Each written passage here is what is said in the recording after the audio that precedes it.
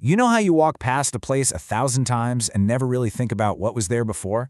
Well, today, we're going on a little historical hunt. We're going to put on our detective hats and piece together the forgotten story of a place that has totally vanished, using just a few clues left behind in the archives.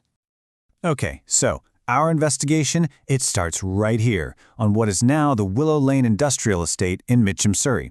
I mean, look at it. It's just warehouses and roads, right? Pretty ordinary.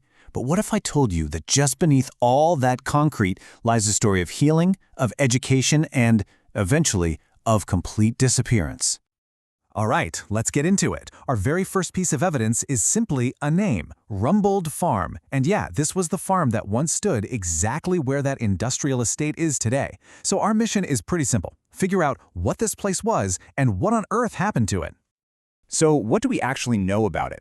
Well, once you start digging into the old records, you find out this was no ordinary farm. I mean, its roots go all the way back to the 1600s. And get this, at some point people were even calling it Rumbold Castle. Kind of grand, right? But the part of the story we're really going to focus on, that happens much later in the Victorian era. Now, you might be wondering, how do we know any of this stuff? Well, full credit where it's due. Every single clue we're about to look at was unearthed by the amazing local historians over at MitchamHistoryNotes.com. Seriously, they are the real detectives here. They're the ones who cracked this case, and everything we're looking at today is thanks to their incredible work. Okay, so what's the first clue they uncovered? It comes from an old newspaper, and it gives us this really surprising peek into what the farm was being used for back in the mid-1800s. And trust me, it is not what you'd guess for a place with farm in the name.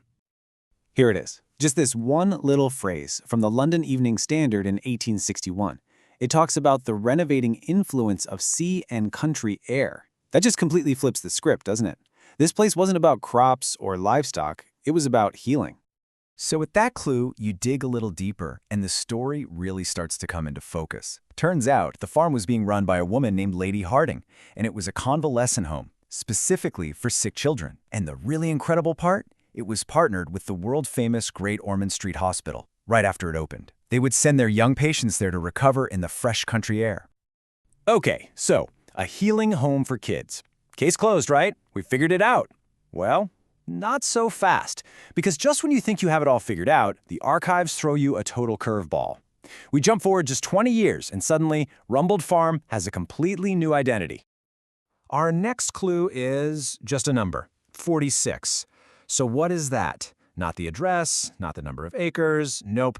It's the number of people living there. And who those people were, well, that's the big surprise. And boom, the 1881 census spills the beans. Rumbold Farm isn't a convalescent home anymore. It's a boarding school. And those 46 people, they were pupils, students, some of them as young as 3 years old. So in just a couple of decades, the place of healing had become a place of learning.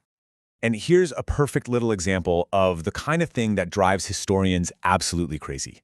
Check out the spelling. The official maps have it as Rumbold with a D.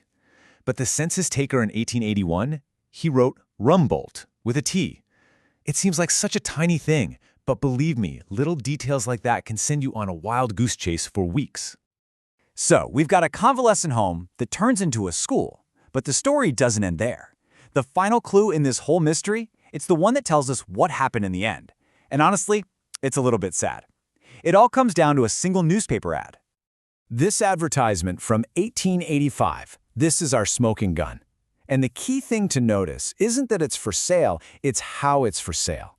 See, they aren't selling the property or the business. They're selling the building itself, piece by piece. I mean, just look at what's listed. 12,000 tiles, window sashes, 6 cucumber frames, a giant kitchen stove, an American cooking range, even the water pump with its lead pipe. This is it. This is the proof that the farm was literally being taken apart and sold off for materials. The entire building was just erased from the landscape. So let's just recap the wild timeline we've pieced together. The farm gets its start way back in the 17th century. By the 1860s, it's a convalescent home for kids. Then, by 1881, it's a boarding school. And then, poof, in 1885, it's dismantled and just gone forever. You know, this whole thing isn't just a story about one old farm. It's really a story about how history gets found in the first place. It's the perfect example of how the past can be totally invisible right up until the moment someone decides to start digging for it. And this entire story, this whole journey we've been on, it only exists because of the incredible work of the folks at Mitcham History Notes. You have to imagine them spending hours and hours sifting through old census records, blurry maps, and dusty newspaper archives, just trying to connect these tiny, scattered dots to tell this one story. And you know what the best part is? You can see all the evidence for yourself. They've put it all online. Just go to mitchamhistorynotes.com. You can see the actual newspaper ad, the census record with the spelling mistake, all of it. It's a fantastic resource. You should definitely check it out. And that really brings us to the big takeaway here. Rumbold Farm was basically hiding in plain sight. Its whole story just scattered across dusty archives, waiting for someone to find it.